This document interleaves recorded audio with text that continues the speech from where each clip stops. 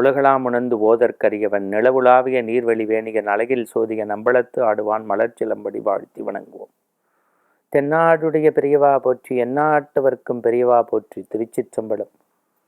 ஆன்மீக அன்பர்களே, ஸ்ரீ சங்கரா தொலைக்காட்சியினுடைய காஞ்சி மகான் தொடரின் இனிய நேயர்களே, உங்கள் அத்தனை பேரையும் எங்களுடைய குழுவோடும் தொழில்நுட்ப கலைஞர்களோடும் தயாரிப்பாளரோடும் வணங்கி மகிழ்கின்றோம். நாளெல்லாம் இந்த தொடரில் நல்ல நல்ல செய்திகளை சிந்தித்து செவிமடித்து வருகின்றோம். அது சின்ன குழந்தைங்களாக இருக்கட்டும், பெண்களாக இருக்கட்டும், வணிக பெருமக்களாக இருக்கட்டும், பெரியவர்களாக இருக்கட்டும், பெரியவருடைய அன்பர்களாக இருக்கட்டும், நிறைய பேர் எங்களுக்கு காலையில் இந்த நிகழ்வை பார்க்குறீங்க. இரவு நேரத்தில் எல்லாருமே உங்கள் கை தொலைபேசியில் போய் உங்கள் யூடியூப்பில் ஸ்ரீ சங்கரா டிவின்னு சர்ச் பண்ணி அதில் வரக்கூடிய அன்றன்ற நிகழ்வுகளை பார்த்து நிறைய கமெண்ட்ஸ் போடுறீங்க. அத்தனை பேருக்கும் கோடி நமஸ்காரம். இன்றைக்கி நம்ம பார்க்க போகிறது காஞ்சி மடத்தில் நடந்த ஒரு சைவ பெருமக்களுக்கும் பெரிவாளுக்கும் நடந்த ஒரு கலந்து உரையாடல்.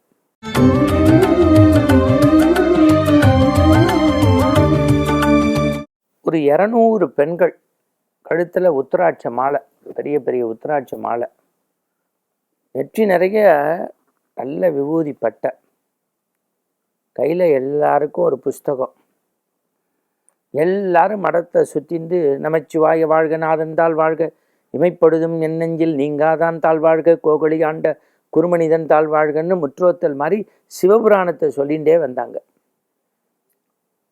பெரியவாளுக்கு ரொம்ப ஆச்சரியமாக போச்சு.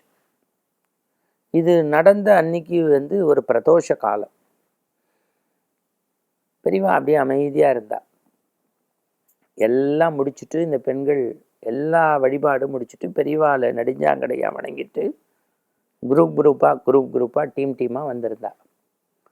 பெரியவாளை பார்த்தோன்னா ஒரு பெண்ணு சடார்னு, பெரியவா நாங்கள்லாம் உழவார பணி பண்ணுறோம், ஆலய உழவார தொண்டு சீர் திருக்கூட்டம்னு ஒரு அமைப்பை வச்சுட்டு எல்லா கோவில்லையும் போய் உழவார பணின்னா கோவிலை சுத்தப்படுத்தி செப்பனிட்டு எல்லாம் பண்ணுறது, அதை பண்ணின்னு இருக்கோம்.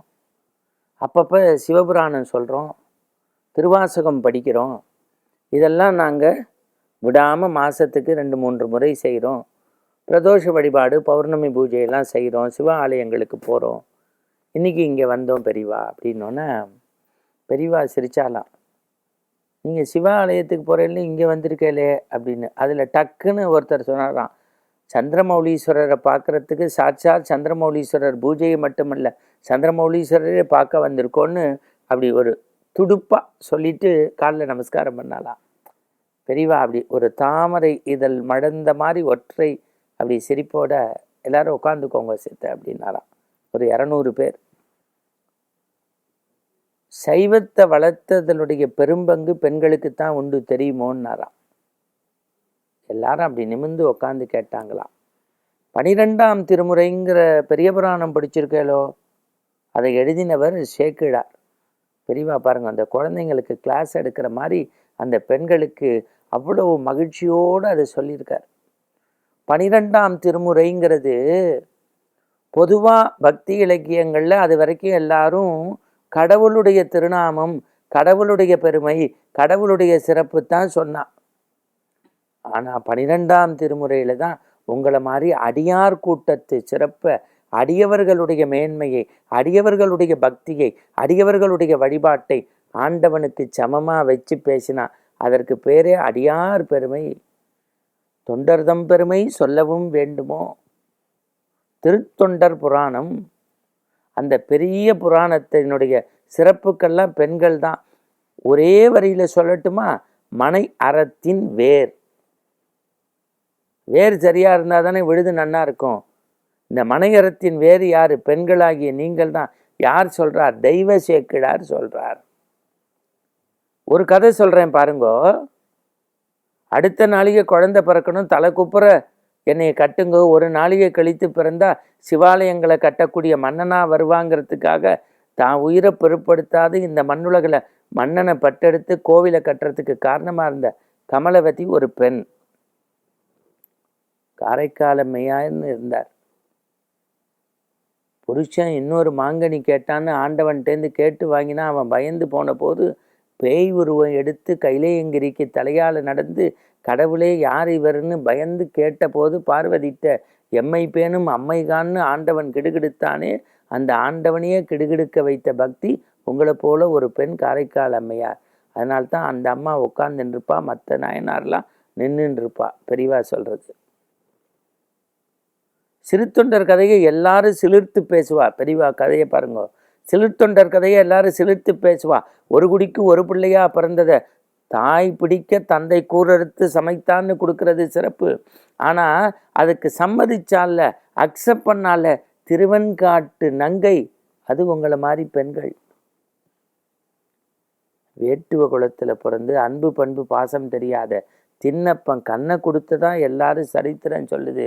ஆனால் கண்ணை கொடுத்த போது எந்த மனநிலையில் இருந்தார்னா, புலியிற்று போல கன்று போட்ட பசுவின் நிலை.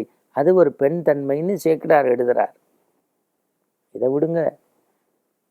உங்கள் ஆத்துக்கு யாராவது வந்தால் தூத்தம் ஜலம் கொடுக்க யோசிக்கிறோம், காப்பி கொடுக்க பார்க்குறோம். ஆனால் ராத்திரி வறுமையில் வந்த போது கூட சோத்த விதை நல்ல எடுத்து சமைச்சு உணவு கொடுத்த இளையான்குடி மாரநாயனார் இறையருள் பெறுவதற்கு பேர் தெரியாத அவருடைய பெரும் தெய்வம் மனைவி காரணம். ஏற்பகையார்த்த கடவுள் கேட்டபோது எதிர்த்து பேசாமல் கடவுளோடு செல்கிறேன் என்று போய் குருபக்தி பதிபக்தியை நிறைவேற்றிய அவர் மனைவிதான் காரணம். பெண்கள் சேமமாக இருந்ததுனால தான் இந்த மண்ணில் சைவம் வளர்க்கப்பட்டது, இறைநெறி காக்கப்பட்டது. நீங்கள் எல்லாமே அடியார்கள் தான், நீங்கள் எல்லாம் சேமமாக இருங்கன்னு போனாராம். ஒருத்தருக்கொருத்தர் முணுமுணுத்தாங்களாம்.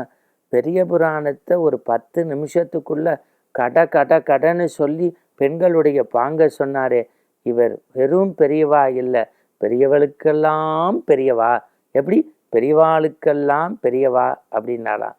அதான் ஜெகன் புகழும் பெரியவா. மீண்டும் நாளை சந்திப்போம்.